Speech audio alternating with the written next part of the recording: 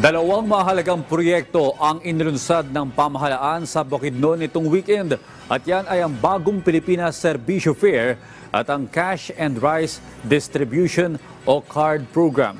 Kapwa pinangunahan ni House Speaker Martin Romualdez ang paglulunsad ng mga proyekto sa ngalan ni Pangulong Ferdinand R. Marcos Jr. nitong Sabado.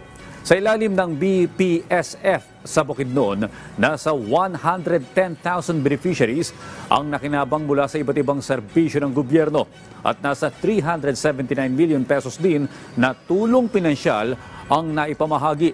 Habang sa card program naman, na inisyatibo mismo ng Kamara bilang tugon sa mataas na presyo ng bigas at iba pang bilihin, nasa 3,000 beneficiaries naman ang nakinabang sa buong probinsya.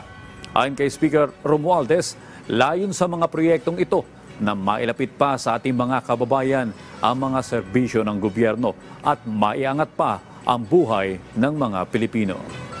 At bilang leader ng Kongreso, alam ko namin na marami na sa inyo nahihirapang makakuha ng mga serbisyong kailangan ng inyong mga pamilya. Sa bagong Filipino Serbisyo Fair, layunin namin na hindi lamang mapadali, kundi mas mapalawak pa ang papaabot sa inyo sa lahat ng serbisyo laan ng gobyerno.